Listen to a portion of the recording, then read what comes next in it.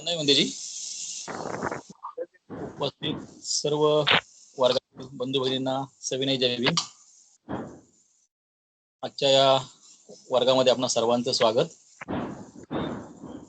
पूजनीय भदंत विमलकीर्ती गुणश्री यांना मी आपणा सर्वांच्या वतीने विनंती करतो की वंतेंनी आपल्या आजच्या धम्मदर्शनाला सुरुवात करावी. धम्मबंधू भगिनींनो, आपण हे विशेष प्रबोधनाचं सत्र प्रामुख्यानं ज्यांना शक्य असेल त्यांनी धम्म प्रचारक बनण्याची क्षमता मिळवावी या दृष्टीनं सुरू केलेलं आहे आणि आपण त्यात मोठ्या संख्येने सहभागी होता ही अत्यंत आनंदाची कौतुकाची गोष्ट आहे. आपण इथे औपचारिकता काही ठेवलेली नाही, त्रिशरम पंचशील घ्या, बाकीचं काही करा, यासाठी की आपल्याला जास्तीत जास्त शिकता आलं पाहिजे, आत्मसात करता आलं पाहिजे. बाकीचे औपचारिक विधी संस्कार तर आपण नेहमी करतच असतो आणि त्या दृष्टीनं आपण पहिल्यापासून सुरुवात केली. पहिला वर्ग आपला 14 ऑगस्टला झालेला आहे आणि त्यामध्ये बाबासाहेबांची जी भूमिका होती, धम्म प्रचाराचं त्यांचं जे नियोजन होतं त्याची आपण माहिती बघितलेली होती.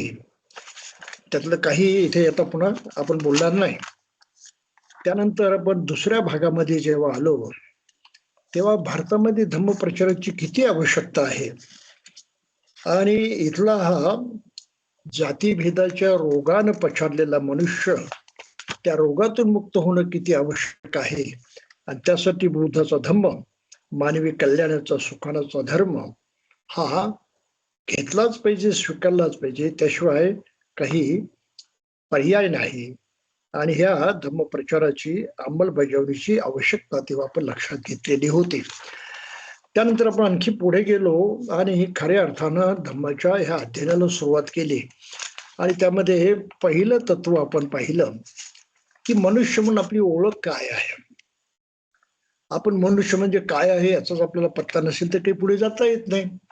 आणि त्यामध्ये आपण बघितलं की मनुष्य म्हणून आपली जी जडणघडण झालेली आहे, आपली जी बनावट आहे,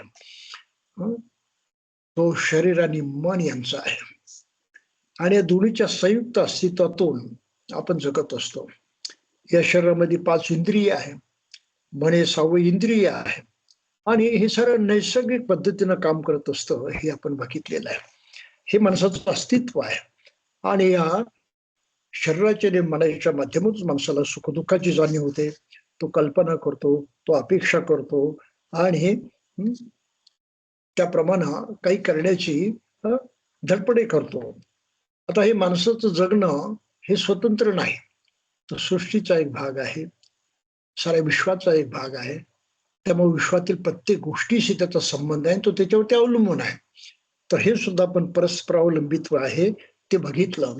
त्याचबरोबर आपण सृष्टीचा महत्वाचा नियम तेव्हा लक्षात घेतला की सृष्टीमध्ये कार्यकारण भाव चालू असतो, ती प्रक्रिया चालू असते, म्हणजेच कारणाशिवाय काही घडत नाही, चमत्कार घडत नाही.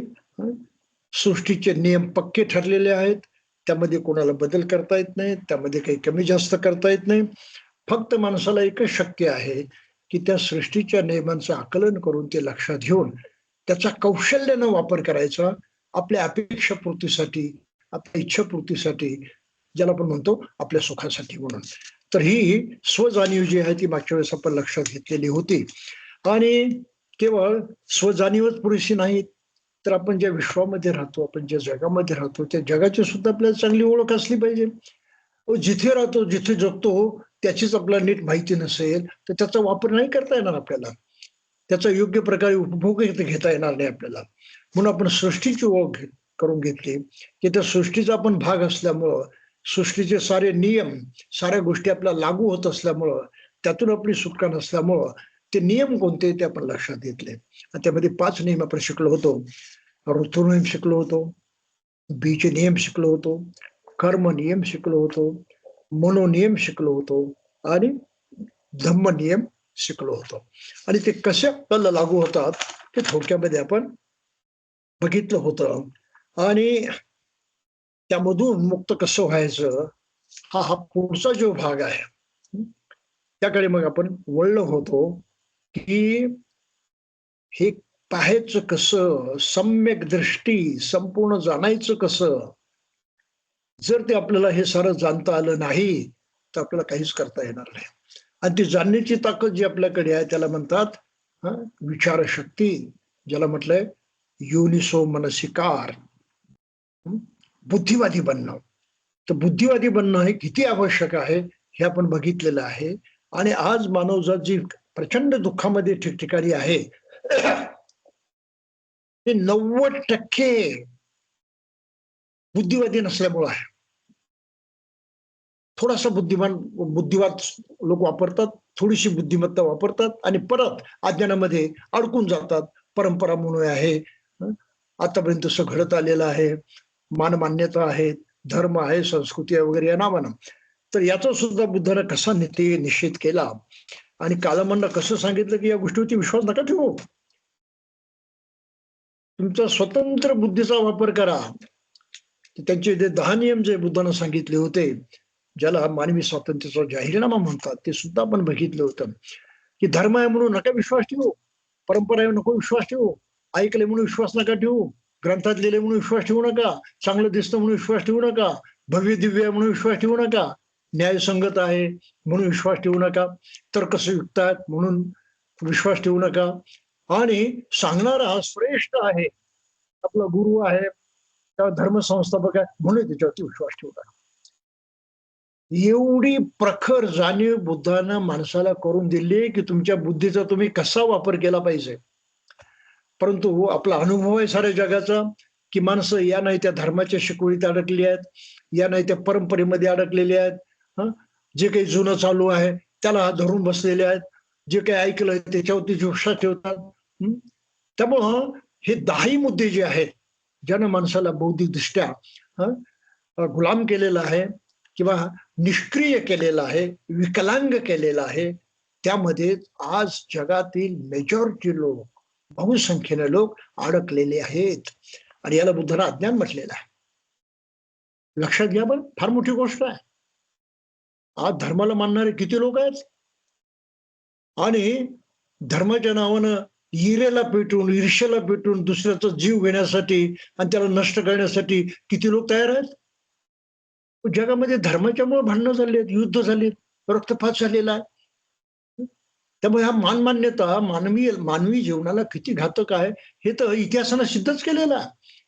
तरी सुद्धा आज कमीत कमी 90% लोक ह्या अज्ञानामध्ये अडकलेले आहेत, बुद्धिवादी बनलेले नाहीत. ही गोष्ट लक्षात घ्या. तर हे आपण मागच्या वेळेस बघितलेलं होतं. आणि मग आपण आणखी पुढे गेलेलो होतो की बाबा दुःखाचा जो उदय होतो, जे माणसाला दुःख नको आहे, तो कसा काय होतो ते तरी कळलं का पाहिजे, समजलं पाहिजे. म्हणून आपली जी आकलन शक्ती आहे त्याचा विकास होणं फार गरजेचं आहे. अंडरस्टँडिंग, समज वाढणं फार गरजेचं आहे. मग आपल्याला दुःख कळतं. दुःखाचा उदय कसं झालं ते मग लक्षात येऊ शकतं. आणि त्यामध्ये आपण 5 उपादान स्कंधाची माहिती घेतली होती की आपले डोळे आहेत, आपले कान आहेत, आपलं नाक आहे, आपलं तोंड आहे म्हणजे जीभ आहे चव घेणारी, आणि आपलं शरीरची त्वचा आहे स्पर्श जाणणारी. ह्या 5 प्रकारे आपला साऱ्या जगाशी, बाहेरच्या प्रत्येक गोष्टीशी संपर्क होतो, कॉन्टॅक्ट येतो. आणि ज्या ज्या गोष्टीशी, ज्या ज्या वस्तूशी आपला संपर्क होतो त्याबद्दल मग आपल्या मनामध्ये भावना निर्माण होते. पाहिजे का, नको का, पाहिजे नको अशी. आणि पाहिजे असले की आपल्या मनामध्ये इच्छा जागृत होती, पाहिजे मिळावी, त्याला आपण लोभ म्हटलेला आहे. नको असलं की आपला दुरावा निर्माण होतो, त्याला द्वेष म्हटलेला आहे. जन्मतः ज्या भावना प्रत्येक माणसाच्या मनामध्ये असतात, नैसर्गिक आहेत त्या, बिलकुल नैसर्गिक आहे. आणि याप्रमाणे माणसाचं सुख कसं निर्माण होतं, दुःख कसं निर्माण होतं हे आपण बघितलं. थोडक्यामध्ये कार्य कारण भाव दुःखाचं कारण काय बुद्धानं जाणलं, बाकी कोणाला कळलं नाही जगामध्ये. मानव जातीच्या इतिहासामध्ये कोणालाही दुःखाचं कारण कळलं नाही. फक्त ते बुद्धानं शोधून काढलं. रोग आहे पण कशाने झाला माहित नाही. तुम्ही रोगावरती उपचार करू शकत नाही, रोगमुक्त होऊ शकत नाही. म्हणून पूर्वीच्या काळापासून मनुष्य म्हणत आला दुःख आहे, तर कशामुळे आहे माहित नाही. मग कल्पना काय केली, नाही काहीतरी देव वगैरे अशी मोठी शक्ती असेल, अधिभौतिक, अलौकिक, इंद्रियाच्या पलीकडची, ज्या शक्तीच्या हातामध्ये सुख आणि दुःख असेल आणि त्याच्यापासून सुख दुःख मिळतं. माणसाला काही ते करता येत नाही, मिळवता येत नाही, त्याला मागावं लागतं त्याच्याकडे. आणि यामधून सर्व धर्मांचा उदय झाला. हे अज्ञान आहे का? दुःख काय याचं कारण तुम्हाला माहित नाही, ते नष्ट कसं करायचं तेही तुम्हाला माहित नाही. तुम्ही दुसऱ्यावरती ढकलून दिलं, अरे सारं त्याच्या हातामध्ये आहे. आणि या पद्धतीनं सारी मानवजात जी आहे ती अज्ञानामध्ये अडकली, ती बुद्धिवादी बनू शकले नाही. बुद्धानं नेमकं हे केलं की बुद्धानं त्या दुःखाचा उगम कसा होतो, रोग झालाय पण जंतूशिवाय होत नाही, रोग झालाय पण काही बिघाड झाल्याशिवाय होत नाही. तो कोणता बिघाड आहे, ते कोणते जंतू आहेत ते बुद्धाने शोधून काढले आणि त्याचं निराकरण केलं की ऑटोमॅटिक तुमचा रोग नष्ट होतो. रोग नष्ट झाला की तुम्ही सुखी होता.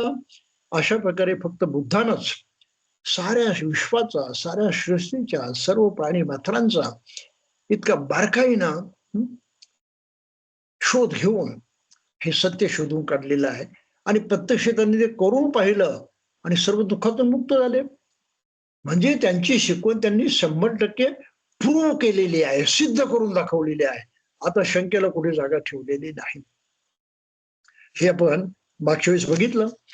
मग कर्म कोण देतं, ईश्वर देत नाही किंवा आणखी काही देत नाही, तर कार्यकर्म भावाचा तो परिणाम आहे. इथपर्यंत आपण येऊन पोचलेलो होतो. आणि कारण बदललं तर परिणाम बदलतो, कर्म बदललं परिणाम बदलतो. आणि त्यासाठी कर्माचे आपण माहिती घेतली की बुद्धानं कुशल आणि अकुशल शिकवलं की मनुष्य आपल्या आचरणातून, आपल्या बोलण्यातून, आपल्या विचारातून सुख निर्माण करतो, ते कुशल. दुःख निर्माण करतो, ते अकुशल. करता तोच आहे, त्याच्याशिवाय दुसरा कोणीही नाही. आणि मग त्यातून मुक्त व्हायचं असेल दुःखातून, तर त्याला काय केलं पाहिजे? आपलं हे वागणं, आपलं हे कर्म, आपलं हे करणं बदललं पाहिजे. आणि ते दुःख निर्माण होईल ते नाकारून आणि सुख निर्माण होईल ते करून त्यानं केलं पाहिजे. हे आपण मागच्या वेळेस बघितलं होतं. सब पाप सकरण कुशल सोपसंपदा सचित पर्योदपनं एतं बुद्धानं शासनं. आणि हे सारं मनात जडलेलं आहे, मनाशी जोडलेलं आहे. म्हणून मनाची शुद्धता करणं ही तिसरी गोष्ट त्यांनी सांगितलेली आहे. तर याप्रमाणे जगणं, त्रिशरण पंचशील घेणं आणि याप्रमाणे जगणं, याला म्हणतात धम्मदीक्षा घेणं. हे समजलं पाहिजे, लक्षात आलं पाहिजे, मनाला पटलं पाहिजे. अरे हे खरंच माझ्या कामाचं आहे असं वाटलं पाहिजे.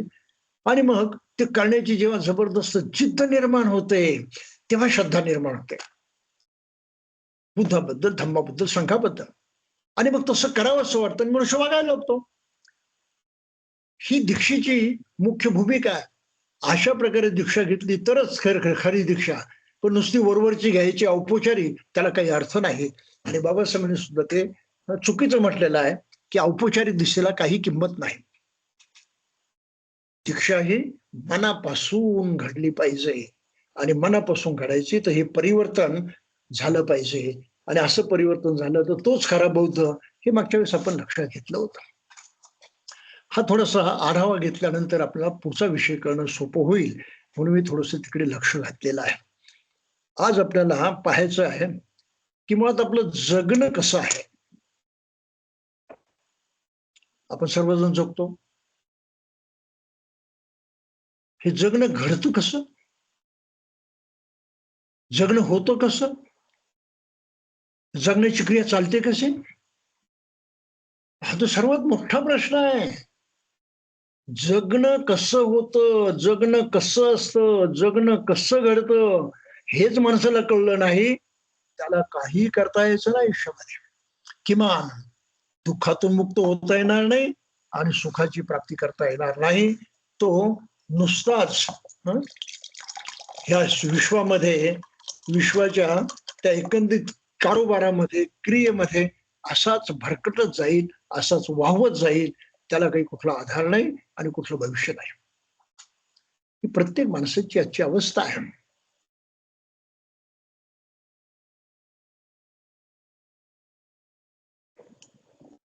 म्हणून आज आपण पाहणार आहोत जगणं कसं घडतो, आपण कसं जगतो. विनाकारण जगतो का मरण येत नाही म्हणून जगतो? असं तर कोणी म्हणत नाही मरण येत नाही म्हणून जगतो म्हणून. उलट जगण्याची जिद्द असते, जगावंसच वाटतं, मरावंसं वाटत नाही. आणि नुसतं जगावंसं वाटतं असं नाही, सुखानं जगावंसं वाटतं. जास्तीत जास्त सुख मिळालं पाहिजे, मला हे पाहिजे, मला ते पाहिजे, मला ते पाहिजे, मिळत गेलं पाहिजे. आणि ते मिळवण्याच्या पाठीमागे आपण धावत सुटतो, मिळवलंच पाहिजे, मिळवलंच पाहिजे. का? तर त्यामध्ये सुख आहे, त्याच्यामध्ये सुख आहे. त्याच्यामध्ये सुख असतं, ही गोष्ट खरी आहे. पण किती प्रमाणात असतं आणि किती दिवस टिकतं, हा फार महत्वाचा प्रश्न आहे ना. आणि आपला अनुभव आहे की ते अल्प प्रमाणात असतं आणि अल्पकाळच टिकतं, कायम टिकत नाही. आणि प्रमाणे त्याचं भरमसाठ असत नाही. पोटाला अन्न लागतं, किती लागतं? मुठभरही चालतं, खंडीभर तर नक्कीच लागत नाही. पण तरी मनुष्य किती गोळा करून ठेवतो? अमाप. ते नुसतं गोळा करून ठेवलेलं आहे. प्रत्यक्ष भुकेची शांती करण्यास त्यातनं मुठभर तुझ्या कामी पडतं. अल्प, जास्त नाही. राहायला घर पाहिजे, किती मोठं पाहिजे मग? अरे शरीर तुझं 3.5-4 फुटाचं, काही 5 किंवा 6 फुटाचं. झोपायला वावराला थोडीशी जागा असली, काम संपलं. पण मोठ्या महालमाळ्या पाहिजेत, राजवाडे पाहिजेत, काही डेकोरेटिव्ह पाहिजेत, उच्च दर्जाचे असले पाहिजेत. साध्या मातीवरती मनुष्य झोपला तरी झोप येते, आणि फार महागड्या एखाद्या गिरद्यावरती झोपला तरी झोप येते, कदाचित येतही नाही. त्यामुळे झोपेचा याचा काही संबंध नाही. पाहिजे, साधं नाही चालायचं, तेवढे ते नाही भागायचं. उत्तमात उत्तम पाहिजे, श्रेष्ठात श्रेष्ठ पाहिजे. मग स्पर्धा लागते माणसाची मिळवण्याची. आणि ती स्पर्धा म्हणजे जगामध्ये आज चालू असलेली स्पर्धा आहे. सर्वात श्रीमंत कोण? लोकांना हाव काय? सर्वात श्रीमंत होण्याचे, जागतिक श्रीमंत होण्याचे. आणि जे झाले त्यांचं झालंय काय? किती सुखी आहेत, किती आनंदी आहेत, किती समाधानी आहेत? अजिबात नाही. तर अशा प्रकारे आपण जगतो कसं, हे असं एकंदरीत आपलं जगणं आहे. आणि या जगण्याची यंत्रणा जी आहे, जे शास्त्र आहे, जे सायन्स आहे, जी प्रक्रिया आहे, ती बुद्धानं समजावून सांगितलेली आहे. ती प्रक्रिया आज आपण लक्षात घेणार आहोत. आणि ही प्रक्रिया लक्षात घेतली तर आपल्याला आपल्या शरीराचा, आपल्या मनाचा योग्य तो वापर करून कसं चांगलं जगता येईल हे ठरवता येतं आणि तसं करता येतं. आपल्या जीवनाचं चीज करण्याचं हे सत्य, हे आचरण आपल्या हाती लागतं. म्हणून जगणं कसं घडतं माणसाचं हे कळल्याशिवाय त्याला आपल्या जीवनाचा अर्थही कळत नाही आणि जीवनाचं काय बरं वाईट कळायचं तेही कळत नाही. तर कसं घडतं हे? यासाठी बुद्धानं जे सांगितलेलं आहे ते मनोविज्ञान सांगितलेलं आहे. माणसाचं मन ही एकमात्र अशी शक्ती आहे ज्यामध्ये हे सारं दडलेलं आहे. मनाचं बटन दाबलं तरच कामं होतात. मनाचं बटन नाही दाबलं ना तर कामं होतच नाही. मनाची बटन आहेत तरी किती, कोणतं बटन केव्हा दाबायचं आणि कोणता तो परिणाम मिळवायचा हे कळल्याशिवाय, हे समजल्याशिवाय आपल्याला जगता येत नाही ना. लक्षात घ्या बरं. यंत्राची कोणती कळ दाबायची म्हणजे यंत्र योग्य ते काम करतं, हे यंत्र चालवणाऱ्या त्या ड्रायव्हरला माहित असतं आणि ते त्याचं कौशल्य असतं. ज्याला ते माहित नाही तो यंत्र चालवू शकत नाही, ड्रायव्हिंग करू शकत नाही. कारण कोणती कळ दाबायची, कोणतं बटन दाबायचं, कोणता भाग जो आहे तो कसा हलवायचा, कसा फिरवायचा, त्याप्रमाणे यंत्र वागायला लागतं. त्याप्रमाणे आपलंही यंत्र आहे आणि या मंत्रातलं जे इंजिन जे आहे ते आपलं मन. मग ते मनाचा कसा वापर करायचा, मनाच्या कोणत्या भागाचा, कोणत्या क्रियेचा, कोणत्या अवयवाचा, म्हणून कोणत्या पठणाचा कसा वापर करायचा हे जर आपल्याला कळलं नाही तर आपल्याला आपलं जगणं योग्य प्रकारे जगता येणार नाही. आणि जगामध्ये मेजॉरिटी लोकांना हे कळत नाही, म्हणून साऱ्याच माणसाचं जीवन सुख दुःख मिश्रित असतं आणि त्यामध्येच ते रडत खडत मरेपर्यंत जीवन जगत असतात. काय म्हणतात, जगणं आहे, जीवन आहे, जीवनात सुख दुःख असतंच, त्याला काही पर्याय नाही, त्याला काही इलाज नाही, ते सहन करत जगायचं असतं. अशा तऱ्हेनं नैराश्याच्या भावनेमुळे तो जगत असतो आणि खोटी आशा बाळगतो की नाही सुख मिळेल बरं का, मग कुठूनतरी बाहेरून मिळेल. लक्ष त्याचं उडालं. जिथे आहे ते सारं आपल्या जीवनामध्ये, आपल्या जवळ, इथे आत्ता, त्यावरचं लक्ष उडालं आणि कुठेतरी बाहेर भटकायला लागलं. अशी माणसं कधी सुखी झालेली नाही. जगाचा इतिहास आहे तो. कुठल्याही धर्मामुळे माणसं सुखी झालेली नाहीत. फक्त बुद्धाचं ऐकून ज्यांनी केलं ते सर्व सुख प्राप्तीस पोचले, हा इतिहास आहे. अरहतपदास पोचले, सर्व दुःखमुक्त झाले.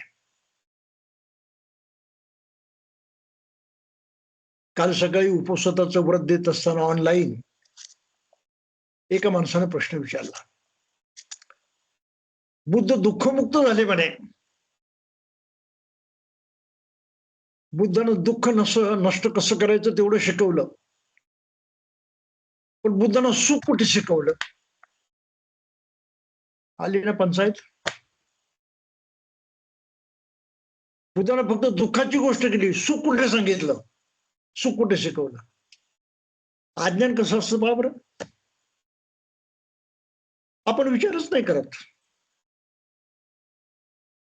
थोडासा विचार केला तर आपल्याला कळून चुकतं. आणि मी त्यांना उत्तर तसं सोपंच दिलं की तुम्ही आजारी आहात, तुम्ही रोगी आहात. रोग आहे तोपर्यंत दुःख आहे ना, आहे. मग रोग नष्ट झाल्यावरती काय मिळतं? सुख मिळतं ना. वेगळं सांगायची गरज आहे का? वेगळं सांगायची गरज नाही. पण बुद्धानं ते वेगळं सुद्धा सांगितलं. त्यांनी म्हटलं निब्बाणं परमं सुखं, निर्वाण, ह्या साऱ्या दुःखातून मुक्त होण्याची अवस्था ही सर्व सुखाची अवस्था आहे. ती मी प्राप्त केली तर तुम्ही प्राप्त करू शकता.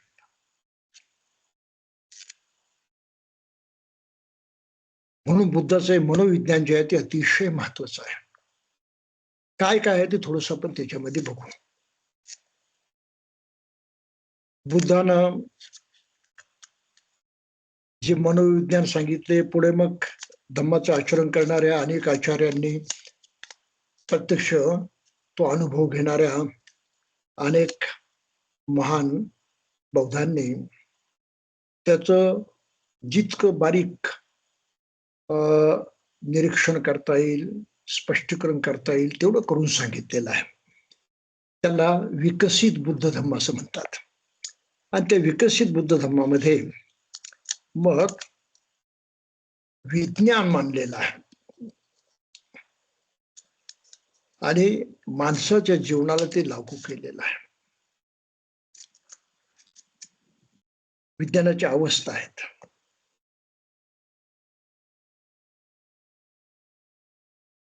पहिली गोष्ट, आपण स्वतःची जाणीव ठेवतो. मी आहे, मी असा आहे, तसा आहे, कसा आहे, वगैरे कसा आहे, ते मी आहे. मी असणं, आपण काहीतरी आहोत याची जाणीव असणं, हे विज्ञानाचं पहिलं लक्षण आहे. स्वजाणीव, प्रत्येक माणसाला स्वजाणीव असते, प्रत्येक प्राण्याला स्वजाणीव असते. प्राण्याची अवस्था जितकी उच्च असेल तितकी ती जाणीव स्पष्ट असते, जितकी खालची असते तितकी ती अस्पष्ट असते, असू नसल्यासारखी असते. म्हणून माणसाला स्वतःची जाणीव आहे. इतकंच नाही तर आपल्या जो मन नावाची शक्ती आहे, माझं मन आहे, याची सुद्धा जाणीव आहे. म्हणजे माणसाला आपल्या मनाच्या दुसऱ्या भागाची सुद्धा जाणीव आहे. परंतु बुद्धानं त्याच्या पलीकडे जाऊन सांगितलंय की त्या दुसऱ्या भागाचे, मला मन आहे, माझ्या मनात असं येतं, माझ्या मनात तसं येतं, माझं मन असं आहे तसं आहे, इथपर्यंत ठीक आहे बाबा. पण त्याही मनाच्या खाली आणखी दुसरं मन दडलेलं आहे. त्याला हा आलय विज्ञान असं म्हटलेलं आहे बुद्ध धर्मामध्ये. चेतना शक्ती मनाची पहिली अवस्था. त्यामुळे आपल्याला मी आहे, माझं हे कळतं. मग मनाची अवस्था अचेतन, चेतन अवस्था, मन नावाची चेतना शक्ती माझजवळ आहे, मन नावाचं सामर्थ्य माझजवळ आहे, याची जाणीव हे चेतना आपल्याकडे असते. आणि बुद्धानं म्हटलं की मनाचा आणखी तिसरा भाग जो आपल्याला कळतच नाही, समजतच नाही, आपण त्याच्या संपर्कात येतच नाही, तो सुप्त असतो, झाकलेला असतो. आपल्याला तो शोध लागत नाही, आपल्याला त्याचा पत्ता लागत नाही. हे जे विज्ञान आहे पुढे, हे डॉक्टर सिगमंड फ्रायड यांना मनोविज्ञानानं, शास्त्रज्ञानं आधुनिक भाषेमध्ये मांडलं. शास्त्राच्या मी, माझं, त्याला त्याने म्हटलं Eid, I T, Eid spelling आहे आय टी. आणि मग आपली जाणीव, आपल्याला मन आहे, मन जाणतो, याची जी आपल्याला जाणीव होते, त्या जाणीवला त्यांनी म्हटलंय कॉन्शियस माइंड किंवा कॉन्शियसनेस, चेतना शक्तीचा जागरूक भाग किंवा जागृत मन. आणि त्यांनी असं म्हटलं की याच्यापेक्षा तिसरं मन आहे, ते अजागृत आहे, अनकॉन्शियस माइंड आहे, त्याचा आपला पत्ता नसतो. बुद्धाची ही भूमिका बुद्धानं जी सांगितली ती मग पुढे अशा प्रकारे स्पष्ट करून सांगितलेली आहे. आणि आजचं विज्ञान त्याला भरपूर सपोर्ट देतं, वैज्ञानिक दृष्ट्या सिद्ध झालेला आहे. त्याला म्हटलंय आलय विज्ञान, मनाचा अज्ञात भाग, सर्वात खालचा भाग, जिथे सारं साठवलेलं आहे, जिथे सारं ठेवलेलं आहे. काय काय ठेवलं तिथे आपल्याला माहित नाही, पण जाता जाता आपण बघू. माणसाच्या मनामध्ये प्रेमाची भावना असते, माणसाच्या मनामध्ये मैत्रीची भावना असते, माणसाच्या मनामध्ये दया असते, करुणा असते. अशा खूप खूप काही चांगल्या गोष्टी माणसाच्या मनामध्ये असतात. कुठे असतात? कुठेतरी असतील ना. आणि प्रसंग निर्माण झाला, परिस्थिती निर्माण झाली की त्या भावना त्या अंतर्मनातून बाहेर येतात आणि प्रगट होतात. अशी दुःखद अशी काही घटना घडली, आपल्या नजरेस आली, त्या घटनेच्या संपर्कात आलो की अंतर्मनातली ती दया जी आहे ती जागी होते आणि आपल्या आचरणातून प्रकट होते. कुठेतरी आतमध्ये होती ती भावना, ती शक्ती, ती बाहेर जागृत अवस्थेमध्ये आणि कामाला लागली. स्टोअर मध्ये होते, आपल्याला त्याचा पत्ता नव्हता. त्याचप्रमाणे माणसाच्या मनामध्ये रागही असतो, द्वेषही असतो, ईर्ष्या, मत्सर वगैरे सारे षडविकार बनतो आपण, ते असतातच. कुठे असतात? कुठेतरी मनामध्ये दडलेले आहेत ना, आणि प्रसंग निर्माण झाला की ते बाहेर येतात. त्याप्रमाणे मनुष्य. म्हणून बुद्ध धर्मामध्ये एक फार महत्वाची शिकवण दिलेली आहे. ते म्हणतात हे आलय विज्ञान हा कोशागार आहे, स्टोरेज आहे, आणि त्यामध्ये नाना प्रकारचं बीज ठेवलेलं आहे. आपण आपल्या कृतीनं त्या बीजाला खतपाणी घालतो, विशेषतः पाणी घालतो, आणि पाणी घातलं की ते बीज अंकुरतं आणि प्रत्यक्ष आपल्याला दिसतं, कार्यरत होतं. हा थोडा विलक्षण सिद्धांत आहे बा. ते बीज अंकुरतं तेव्हा आपल्यातून कर्म घडतं, तोपर्यंत कृती घडत नाही. जसं कोणी आपल्यासोबत वाईट वागल्याबरोबर आपल्या मनातल्या बीजाला आपण पाणी घालतो,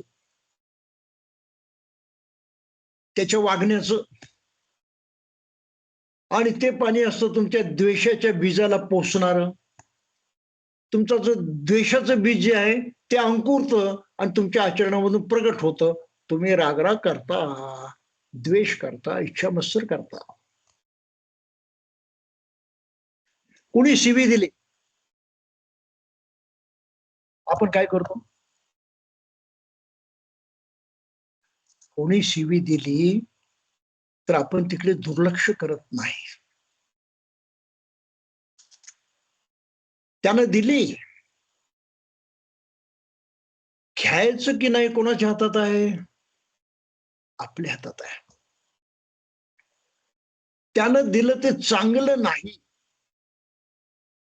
हे आपल्याला कळत असेल तर आपल्याला ते घेण्याची गरज आहे का? आपण ते घेतलं पाहिजे का? आपल्याला गरजही नाही घेण्याची, आपल्याला काही आवश्यकताही नाही. तरीही व्यवहारामध्ये काय आपल्याला दिसतं? कोणी शिवी दिली की आपण ती घेतो, आपण ती पकडून ठेवतो, आपलीशी करतो, आणि मग त्या पद्धतीनं त्याला प्रत्युत्तर देण्याचा प्रयत्न करतो, प्रतिक्रिया करतो, आपण रिॲक्शन होते, प्रतिसाद आपल्या हातून घडतो. म्हणून कोणी आरे म्हटलं तर आपण कारे म्हणतो. ऑटोमॅटिक होतं. त्या मनाच्या अंतरंगामध्ये काय दडलेलं आहे त्याचा आपल्याला पत्ताच नाही. त्या शिवीच्या रूपानं आपण पाणी घालतो आपल्या मनामध्ये, शिवी पकडली, ते पाणी गेलं मनामध्ये, आणि मनामधला द्वेष जो आहे तो अंकुरला, तो उफाळून आला, आपल्या आचरणातून प्रकट झाला. म्हणजे आपल्या करण्यानं आपण आपल्या अंतर्मनामध्ये ज्या काही शक्ती साठवलेल्या आहेत त्यांचं पोषण करतो, त्यांना जागरूक करतो, आणि त्याचा परिणाम मग आपल्या आचरणामध्ये होतो. हे थोडस अवघड तत्व आहे, ते लक्षात घ्या. म्हणून बुद्धाची एक फार मजेशीर गोष्ट आपल्याला माहित आहे, ती थोडीशी जाता पाहायला काही हरकत नाही.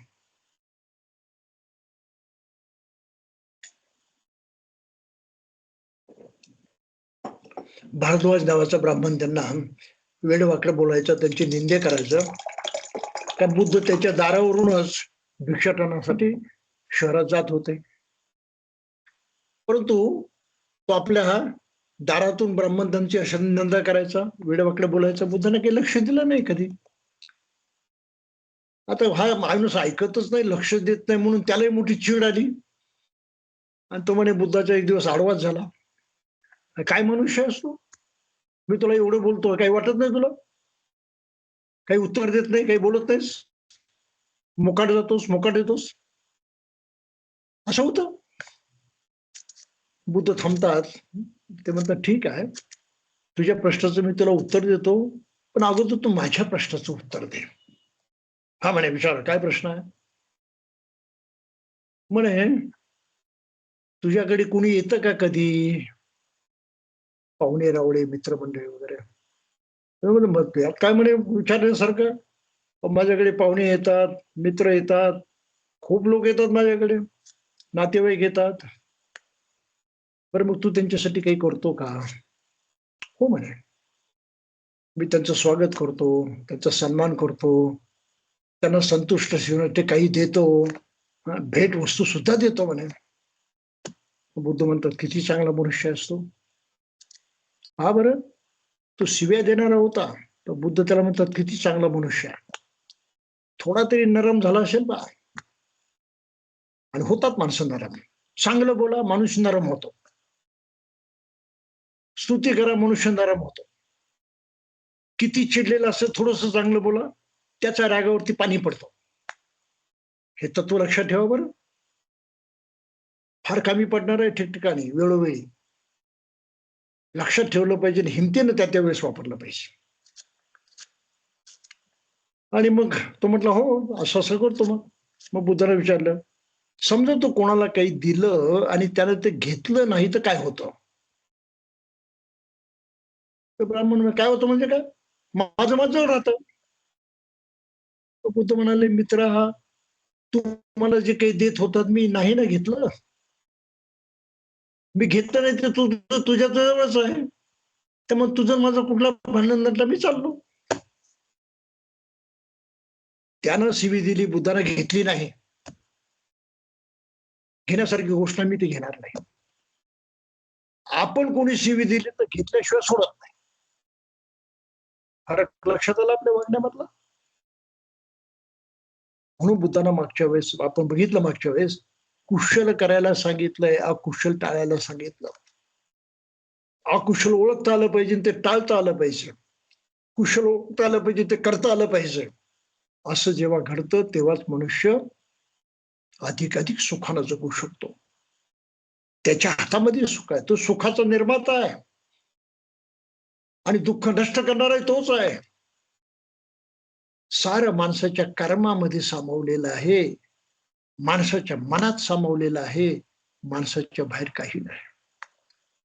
हे पराकुटीचं मनुष्य जातीचं सत्य जे आहे ते आपण थोडस लक्षात घेतलं पाहिजे. हे जर आपण शिकलो नाही तर आपल्याला बुद्ध धर्म कामी पडत नाही, त्याचा वापर करता येत नाही, कुचकामी ठरतो सारा. तसं आज आपल्याला पाहायला मिळतं की बौद्ध समाज कुचकामी झालेला, धम्म त्याच्या काही कामी पडलेलं नाही. हे माहीतच नाही ना. आम्ही आमच्या मनामधल्या त्या बीजांना कसं खत पाणी घालतो त्याचा पत्ताच नाही. म्हणून बुद्धानं सांगितलंय सचित परियोदपनं, चित्ताच्या आतमध्ये डोकवा आणि ते स्वच्छ करा, धुवून काढा. ध्यान साधना त्यासाठी करायची असते, मेडिटेशन त्यासाठी करायचं असतं, चिंतन मनन त्यासाठी करायचं असतं. एकाग्र चित्तानं स्मरण करायचं, त्याला अनुस्मृती म्हणतात, त्या करायच्या असतात. जर ते केलं तरच आपल्या अंतरंगामध्ये आपल्याला डोकवता येतं. कारण अंतरंगात डोकवण्यासाठी मनाची एकाग्रता हा एकच मार्ग आहे, दुसरा मार्ग नाही, तो एकच दरवाजा आहे.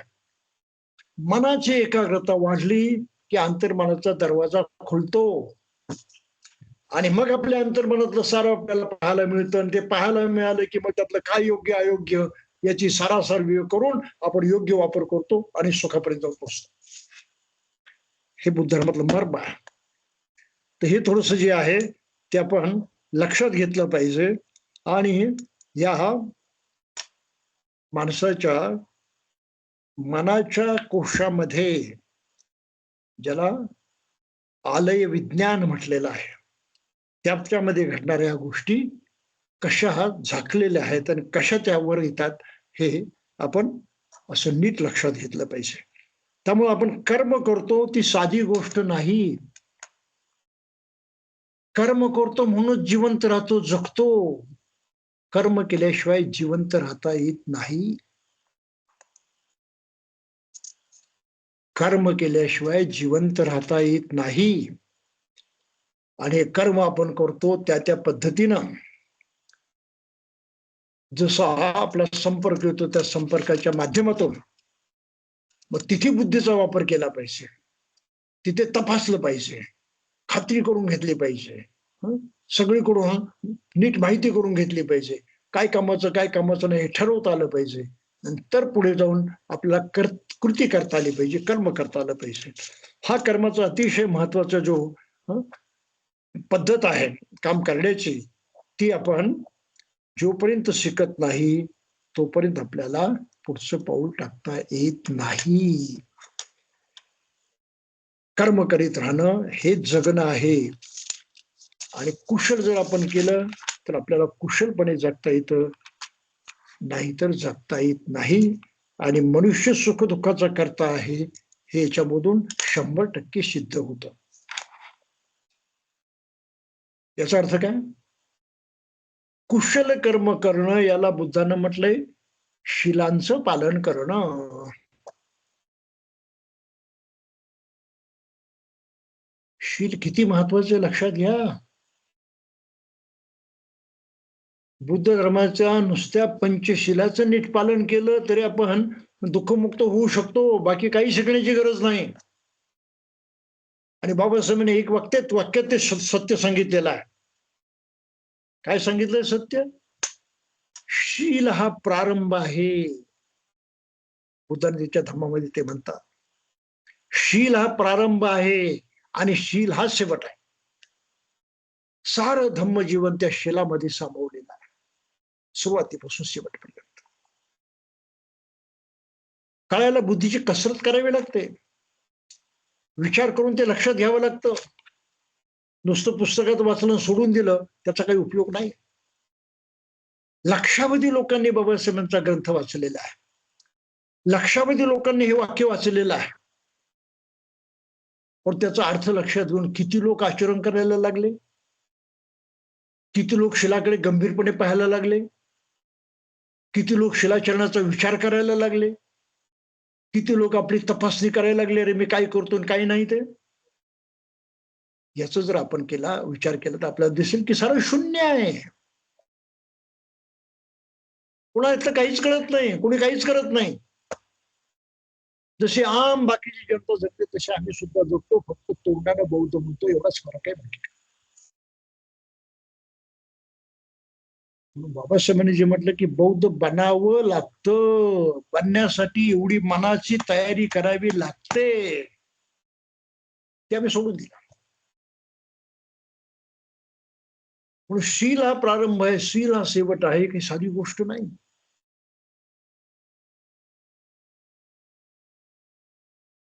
तुम्ही किती मेडिटेशन केलं, तासन तास महिन्यानुमहिने मेडिटेशन केलं, पण शिलाच्या शुद्धीकडे, शिलाचरणाच्या बारकाव्याकडे लक्ष नाही दिलं, तुमच्या पद्धत काही पडायचं नाही, तुमची प्रगती होऊ शकत नाही. परंतु शील भक्कम केलं, त्या बाबतीत जागरूक राहिलं, कटाक्ष ठेवला, सावधपणे त्याचं पालन केलं, तर तुम्ही मेडिटेशन नाही केलं तरी सुद्धा तुमची प्रगती थांबत नाही, हे लक्षात घ्या. तासन तास तुम्हाला मेडिटेशन करण्याची गरज नाही, तुमचा विकास होणारच, मानसिक प्रगती होणारच, तुमची प्रज्ञा वाढणारच, आणि तुमची दया करुणा जी आहे त्याचा वर्षाव लोकांवरती होणारच. त्याचं सुंदर उदाहरण आपल्याला आपल्या समोर आहे आज. बाबासाहेबांच्या रूपानं कुठे बाबासाहेब विपස්සना करायला गेले, कुठे तासन तास डोळे मिटून ध्यान करत बसले, नाही केलं ते. परंतु शिलाचरणाचा इतका सूक्ष्म विचार केला, इतक्या बारकाईने विचार केला आणि इतक्या कटाक्षाने त्याचं पालन करत राहिले. परिणाम असा झाला की त्यांना बुद्धाच्या अनेक शिकवणीचं सत्य कळत गेलं, समजत गेलं आणि त्यांचं जीवन त्या प्रकारे पालटत गेलं, बदलत गेलं.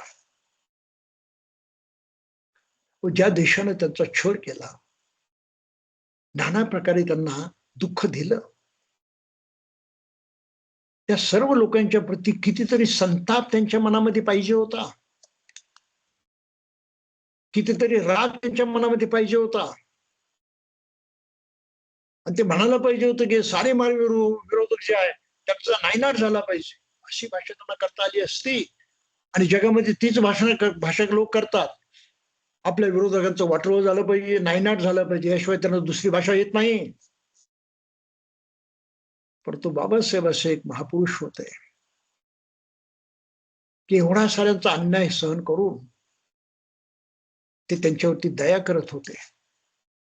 अरे ही अज्ञानी माणसं आहेत, यांचं अज्ञान आडवं येतंय, त्या अज्ञानाच्या पोटी ते असं वागतात.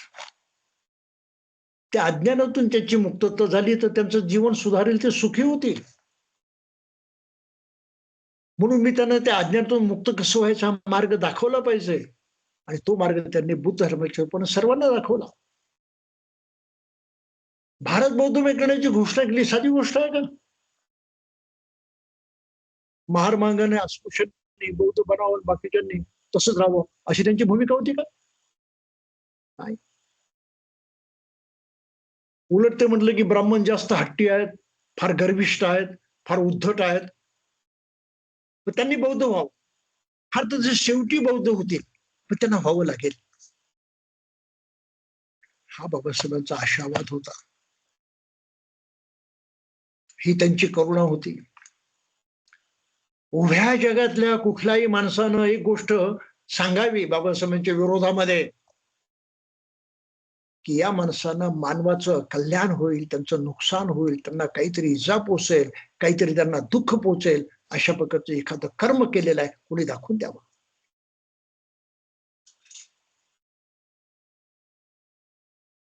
ही दृष्टी माणसाजवळ असली पाहिजे, शुद्ध. नाही तर बाबासाहेबांचे पुतळे सुद्धा आणि चित्र सुद्धा लोकांच्या मनामध्ये खुपतात आणि त्यांच्या पोटामध्ये गोळा उठतो, हे आपल्याला माहित आहे ना.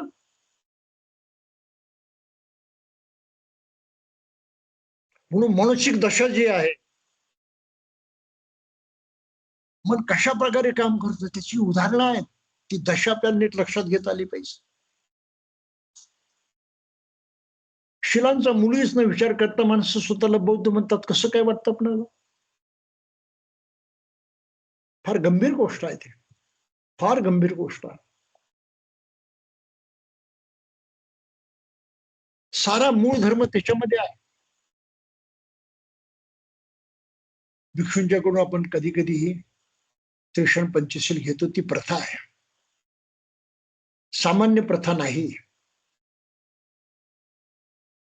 तर बुद्धाच्या धम्माच्या मार्गाने जाणाऱ्या माणसाला वारंवार आपल्या मूळ कर्तव्याची जाणीव करून द्यायची, त्याला वारंवार ती आठवण करून द्यायची. म्हणून भिक्षू त्रिशण पंचशील देत असतात, विनाकारण देत नाहीत ते, त्याच्यामध्ये मी कारण आहे. कारण सांसारिक जीवनामध्ये, व्यावहारिक जीवनामध्ये कमी जास्त होतो, माणसं विसरतात, चुकतात, आपल्या नित्याच्या याच्यामध्ये वाहवतही जातात. आणि शिलांचं आचरण करायचं असतं जागरूकपणे, ते विसरून जातात.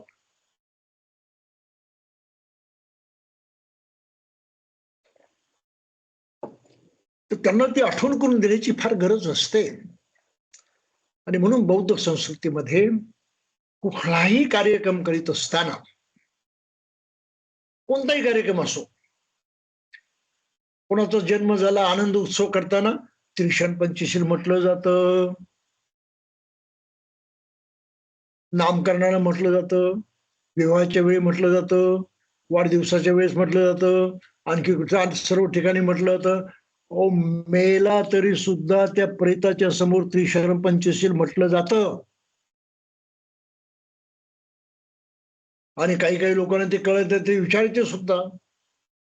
पूर्वी मला अनेकांचे प्रश्न आले, कसं जाओ तुमच्या धर्मामध्ये जन्माला तरी त्रिशरण, मोठा झाला तरी त्रिशरण, आणि मेला तर ते त्रिशरण पंचशीलच, बाकी काही दुसरं नाही का तुमच्या धर्मामध्ये? हा प्रश्न लोक विचारतात, त्यांना कळत नाही ते. त्रिविक्रम पंचशीलाचं मूलभूत महत्व आहे. तो जीवनाचा एकमात्र असा मार्ग आहे की जो तुम्हाला सर्व सुखापर्यंत नेऊन पोहोचतो, सर्व दुःखातून मुक्त करू शकतो. सर्व धम्माचं सार त्याच्यामध्ये साठवलेलं आहे. आणि म्हणून भिक्षू त्रिविक्रम पंचशील दिल्यानंतर एक गाथा म्हणतात. ती गाथा मी आपल्याला आज जाता सांगणार आहे. कोणती गाथा म्हणतात?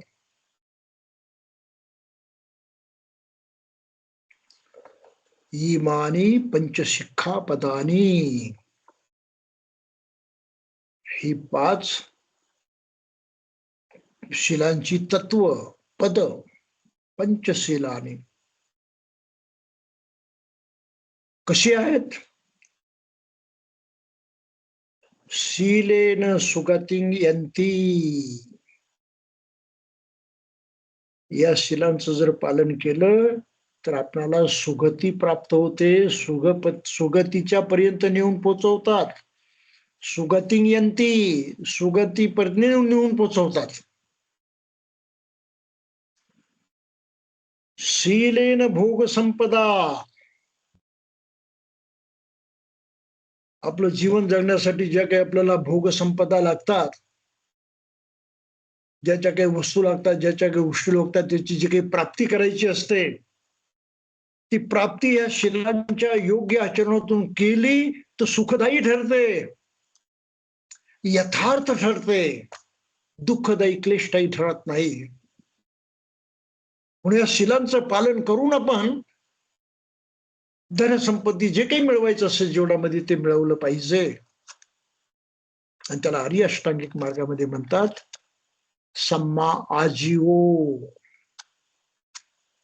आपली उपजीविका, आपलं जगणं, जे कर्म करून, जो उद्योग करून, जे काही व्यवसाय करून करायचं ते कुशल असलं पाहिजे, सम्यक पद्धती असली पाहिजे. दुसऱ्याला छळणारी, दुसऱ्याचं नाडवणूक पिडवणूक करणारी, दुसऱ्याला दुःख देणारी अशा प्रकारची आपलं जीवन पद्धती नको. मला जगायचंय, दुसऱ्याची चोरी करून नाही जगायचं. मला जगायचं, दुसऱ्याला मारून नाही जगायचं. मला जगायचं, दुसऱ्याला दुःख देऊन नाही जगायचं. अशा प्रकारे इतरांचा विचार करून शिलांचं आचरण करण्याची भूमिका घेऊन जो मनुष्य आपलं जीवन जगतो, जगण्यासाठी कमावतो, मिळवतो, ते सुखाकडे नेणार असतं, सुखदायी असतं. म्हणून शीलेन भोग संपदा, शीलेन निभूतिं यंती असं म्हटलं होतं. त्या शिलाचं आचरण केलं तर निभूतिं यंती, निर्वाणापर्यंत घेऊन जात. निर्वाणापर्यंत शिलाचं आचरण घेऊन जात असं या गाथेमध्ये म्हटलंय. आणि म्हणून शेवट काय केला? तस्मा, म्हणून.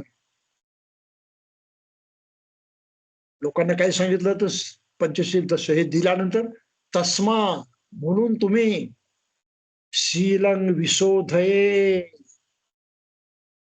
आपलं शील शुद्ध ठेवा, शुद्ध राखा, शुद्ध करा. थोडस लक्षात घ्या, त्रिविक्रम पंचशील सामान्य गोष्ट नाही. बाबासाहेबांनी त्याला आरंभ, धम्म जीवनाचा आरंभ आणि धम्म जीवनाचा शेवट म्हटलेला आहे. आणि प्रत्यक्ष गाथीमध्ये तेच म्हटलेलं आहे की सुगतीला तुम्ही जाताच जाता भोग संपदाही तुम्हाला मिळते. इतकंच नव्हे, तुम्ही निर्वाणापर्यंत जाऊन पोहोचता. म्हणून आपलं शील शुद्ध करा. हे शिलाचं महत्व आहे. आणि हे शिलाचं महत्व जाणणं यासाठी आवश्यक आहे की आपण तसं कर्म केलं पाहिजे, आपलं कर्म तसं घडलं पाहिजे. कर्म करणं म्हणजे जिवंत राहणं, जगणं, आपलं जगणं तसं घडलं पाहिजे. म्हणून बुद्ध धर्मामध्ये फार महत्वाचा उद्देश केलेला आहे की सर्व मनुष्य मात्र जे आहेत त्यांचं आपलं स्वतःच खाजगी, खरंच वैयक्तिक काय आहे? ह्या जगामध्ये प्रत्येक माणसाचं खाजगी, स्वतःच आपलंच असं काय आहे? काही नाही.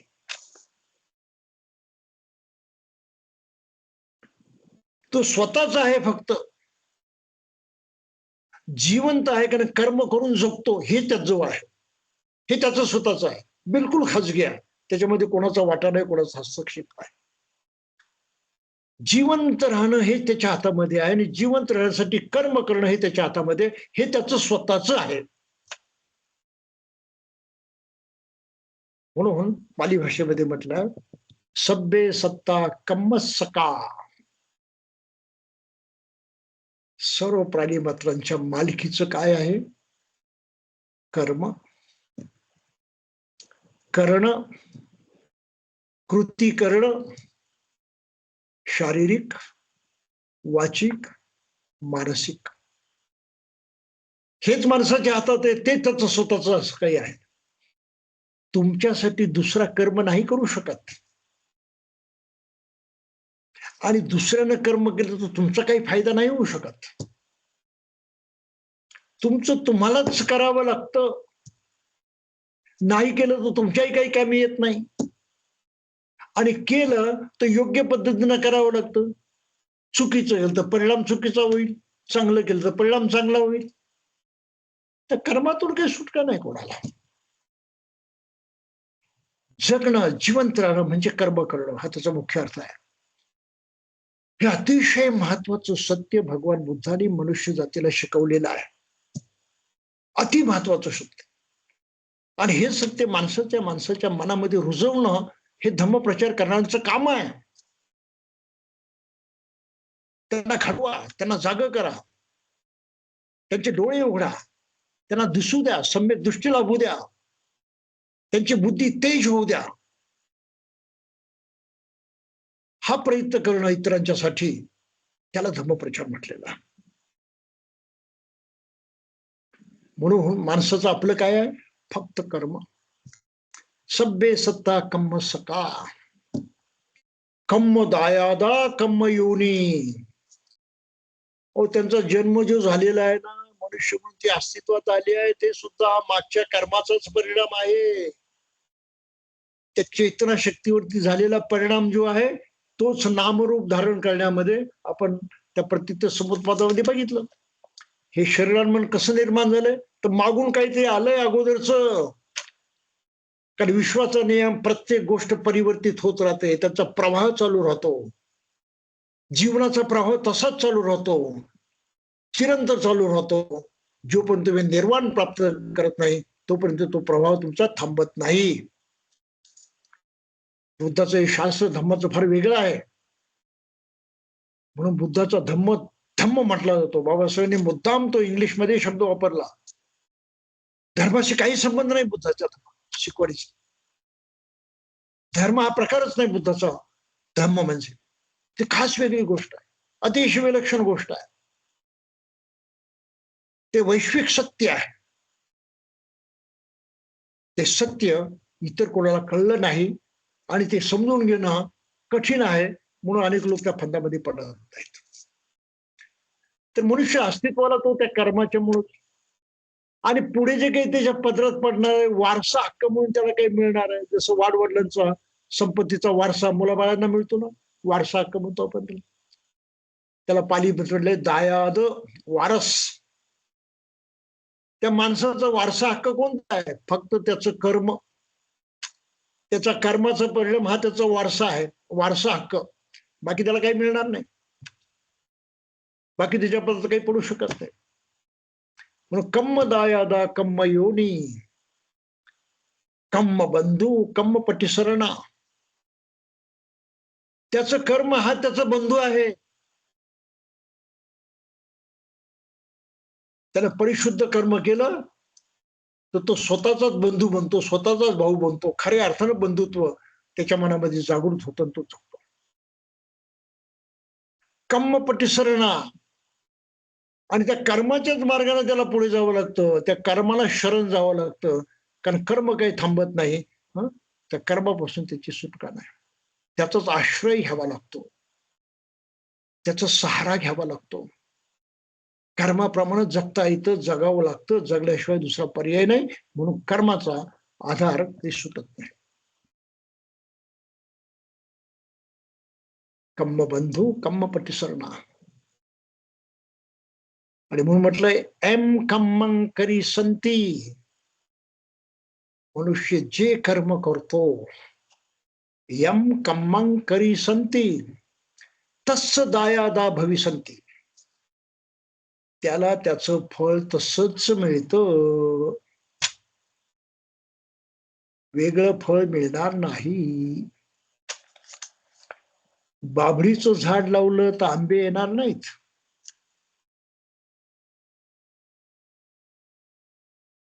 हा बीज नियम आहे, सृष्टीचा नियम आहे. कर्म तुमचं बी आहे, तुम्ही पेरलं, रागाचं पेरलं तुम्हाला रागच परत मिळेल, द्वेषाचं पेरलं तुम्हाला द्वेषच परत मिळेल. तुम्ही जे कराल तेच तुम्हाला भरावं लागतं, त्याचं सुटका नाही. हे सत्य जगामध्ये मानव जातीला प्रथमतः बुद्धानं शिकवलेलं आहे. इतरांनी ते फक्त बुद्धापासून घेतलं, त्यांनी स्वतः शोधलेलं नाही. ही जाता आता नीट लक्षात ठेवा. कर्माची फळं भोगावीच लागतात आपण म्हणतो, आणि गोष्ट खरी आहे, ती काही चुकतच नाही. माणसाचा अनुभव तसा आहे. यम कम्मं करी संती तस्स दायादा भविसंती. म्हणून आपलं कर्म शुद्ध करा. कर्म करणं म्हणजे शीलांचं पालन करणं. तस्मा शीलं विशोधये. शीलांचं पालन करा. ती अतिशय महत्वाची अशी जी भूमिका, की आपण जगतो कसं, जगणं म्हणजे नेमकं काय आहे आणि जगण्याचा परिणाम काय होतो, हे थोडंसं आपण आज पाहण्याचा प्रयत्न केलेला आहे. ह्या जगण्याच्या मुळाशी पुन्हा शरीरान मन कसं काम करतं ते आपण पाहणार आहोत. तो विषय आता काही आपल्याला हाताळता येणार, कारण तो विषय तसा फार मोठा आहे. बुद्धानं जे शिकायला सांगितलं, ज्यामुळे माणसाचे डोळे उघडतात, त्याला दृष्टी लाभ होते, सम्यक दृष्टी. त्यामध्ये त्याला काय काय शिकावं लागतं. पहिली गोष्ट, त्याला बुद्धीचा वापर करावा लागतो, हे आपण बघितलंच. आणि बुद्धीचा वापर कुशल काय अकुशल काय हे जाणण्यासाठी करायचं असतो, ते महत्वाचं. म्हणून ज्याला कुशल अकुशलाचं ज्ञान झालं, त्याचे डोळे उघडले, त्याला दृष्टी प्राप्त झाली. बाकीचे आंधळे. त्याला प्रतित्य समुत्पाद समजला पाहिजे, जो आपण मागच्या वेळेस लक्षात घेतला, की कारणाशिवाय जगामध्ये काही घडत नाही. आणि आपण कर्माचा नियम बघितला, तो कार्यकारण भावाचा नियम आहे. त्या नियमाच्या विरोधात काही घडत नाही जगामध्ये. कोणाच्या हातामध्ये काही नाही त्याच्यात बदल करण्याचा, मागे पुढे करण्याचा किंवा तो नष्ट करण्याचा. ज्याला प्रतित्व समुत्पाद कळला, कार्यकारण भाव कळला, त्याचे डोळे उघडले, त्याला सम्यक दृष्टी प्राप्त झाली. आणि यामधून मग त्याला चार आर्य सत्य कळतात. दुःख कसं निर्माण होतं, सुख कसं निर्माण होतं, दुःखाचं कारण काय, ते कारण नष्ट केलं की दुःख कसं नष्ट होतं आणि सुख कसं निर्माण होतं, ह्या चार आर्य सत्याचं ज्ञान त्याला नंतर होतं. जेव्हा त्याला हे चार आर्य सत्याचं ज्ञान होतं, तेव्हा त्याला सम्यक दृष्टी लाभली असं म्हटलं जातं. आणि मग हे चार आर्य सत्याचं ज्ञान कशा पद्धतीनं होतं, तर तिथेही आहाराचा संबंध येतो. माणसाला जिवंत राहण्यासाठी सर्वात पहिली गोष्ट कोणती आवश्यक आहे? बुद्धाच्या काळामध्ये तो प्रश्न उपस्थित केला गेला. माणसाला जिवंत राहण्यासाठी पहिली गोष्ट कोणती आवश्यक आहे? सर्वात महत्वाची. कशावरती माणसाचं जीवन अवलंबून आहे? नाहीतर मनुष्य प्रत्यक्षात जिवंत राहू शकत नाही. अशी कोणती गोष्ट आहे?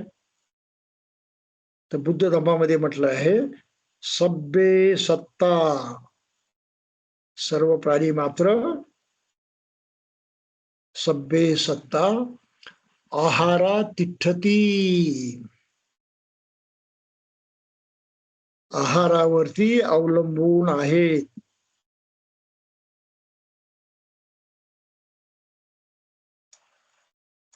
सर्व प्राणी मात्र आहारावरती अवलंबून आहेत. आहाराशिवाय तुम्ही जगू शकत नाही. पण हे आहारात तिष्ठती काय भानगड आहे? सभ्य सत्ता आहारात तिष्ठती, फार मोठं सत्य आहे. ते सत्य आपल्याला कळल्याशिवाय पुढे जाता येत नाही. म्हणून आपल्या पुढच्या कार्यक्रमामध्ये सभ्य सत्ता आहारात तिष्ठती या विषयाचा आपण उहापोह करणार आहोत, ते लक्षात घेणार आहोत. तो मनुष्याच्या जगण्याचा पाया मानला जातो. त्याच्या अस्तित्वाचं अधिष्ठान मानलं जातं. त्याच्या जगण्याचा मुख्य आधार मानला जातो.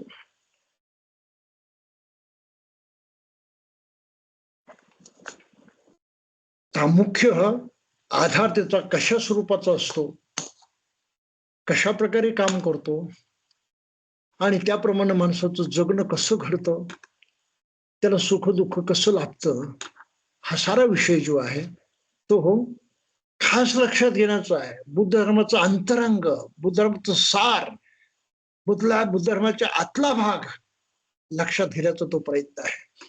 आणि हे शिकल्याशिवाय माणसाला खऱ्या अर्थानं धम्म शिकता येत नाही. आणि हे मनामध्ये रुजलं, बिंबलं, पक्क झालं की मनुष्य त्याशिवाय जगायचं सोडत नाही. अशी जेव्हा त्याची मानसिकता निर्माण होते तेव्हा त्याच्या मनामध्ये खऱ्या अर्थानं श्रद्धा निर्माण झालेली असते. खरी श्रद्धा. आणि त्या श्रद्धेची ताकद काय असते?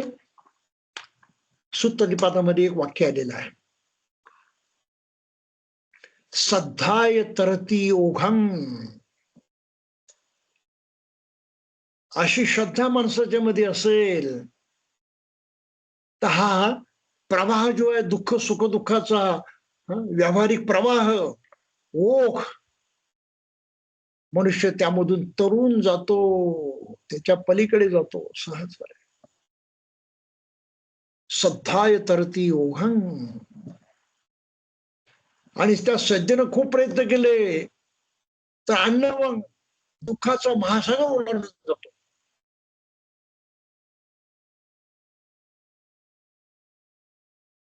साधी गोष्ट आहे.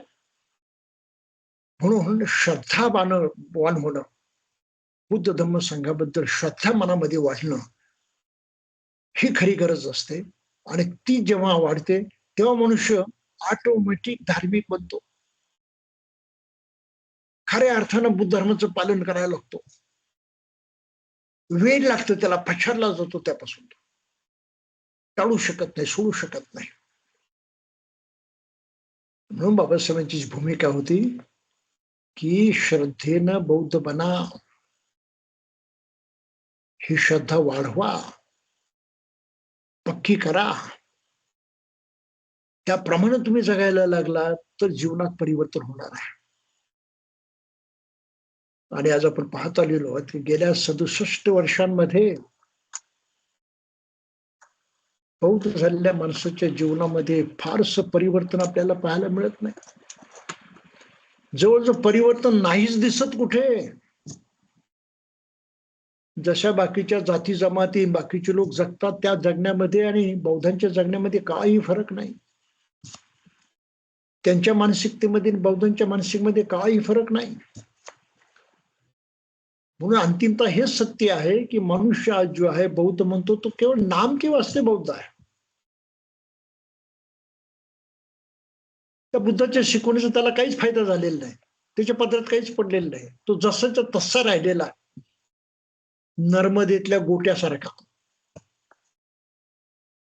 नर्मदा नदी पाण्याचे दगडाचे गोटी असतात, गुळगुळीत होतात, पण तो गोटा गोटाच राहतो. पाण्याचा त्याच्यावर दुसरा काही परिणाम होत नाही, काही लाभ होत नाही त्याला.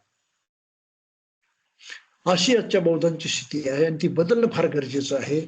आणि ती बदलायची असेल तर आपल्याला या पद्धतीने लोकांना प्रशिक्षित केलं पाहिजे, शिकवलं पाहिजे, त्यांना घडवलं पाहिजे. आणि घडवण्यासाठी आपल्याला मोठ्या प्रमाणामध्ये प्रचारक बनलं पाहिजे. ही जी बाबासाहेबांची अपेक्षा होती ती आपण नीट अशा प्रकारे लक्षात घेतली पाहिजे. फार मोठ्या प्रमाणात भिक्षू होणार नाही असं त्यांना वाटत होतं, म्हणून उपासक प्रशिक्षित झाले पाहिजे. त्यांनी हे मूलभूत ज्ञान मिळवलं पाहिजे आणि आपापल्यापर्यंत जास्तीत जास्त लोकांच्यापर्यंत पोहोचवलं पाहिजे. भारत बौद्धमय करण्याचा एकच मार्ग आहे आणि त्यासाठी सेमिनरी स्थापन करून हे काम करायचं बाबासाहेबांची भूमिका होती. ती सेमिनरी आपण चालवतो आहोत आणि त्या सेमिनरीच्या अंतर्गतच आपण हे काम करतो आहोत. भारतामध्ये दुसरे कोणीही हे काम करत नाही, उभ्या देशात कोणी काम करत नाहीये.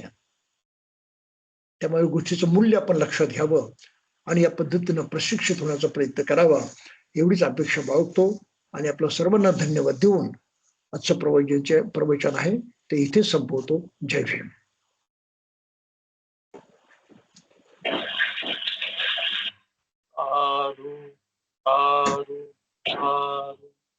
धन्यवाद म्हणतेजी.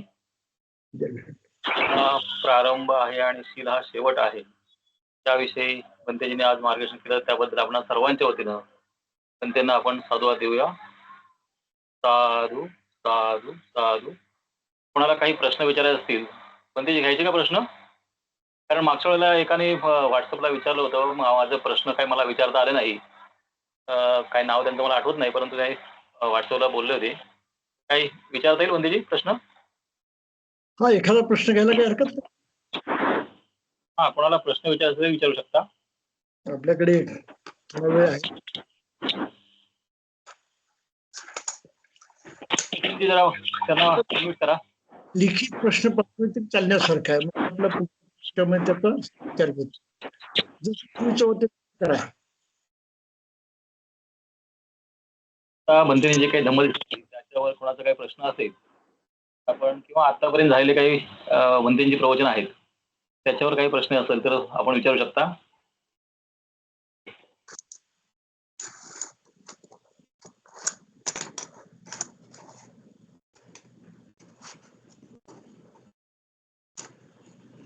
ठीक आहे, लोकांना विचार करू द्या. जरा पचलं पाहिजे ना, पचल्यावरती मग विचार सुचतील, प्रश्न सुचतील. ठीक आहे, चला. नागकीर साहेब, तुम्ही हँड रेज केला होता, काही विचारायचं होतं का DS नागकीरती?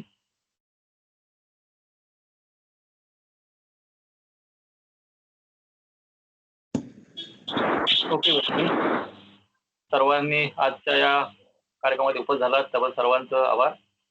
आपण पुन्हा पुढच्या सोमवारी भेटूया. एक दोन सूचना आहेत, थोडे आपण लक्षात घ्यायचे आहे. 12 ऑक्टोबर 2024 सकाळी 10 वाजता 10 ते 2 वाजेपर्यंत विष्णुदास भावे नाट्यगृह, वाशी, नवी मुंबई या ठिकाणी एक धम्मदीक्षेचा मोठा प्रोग्राम आहे. त्याचबरोबर बोधिसत्व तनय आणि बोधिसत्व तनया, बाबासाहेबांचे पुत्र, बाबासाहेबांचे वारस कन्या, असा एक प्रतिज्ञाबद्ध होण्याचा कार्यक्रम बनतेंच्या हस्ते आपल्याला घ्यायचा आहे. तर त्याची सुद्धा आपल्याला तयारी करता येईल. आज जवळजवळ 57 लोक उपस्थित आहेत. आपण सर्वांनी बारकाईने विचार करावा आणि 12 तारखेच्या धम्मदीक्षेच्या कार्यक्रमासाठी तयार राहावं अशी आपण सर्वांना विनंती करतो. आणि सर्वांचे आभार मानून, बनतेंचे आभार मानून आजचा कार्यक्रम इथे थांबूया.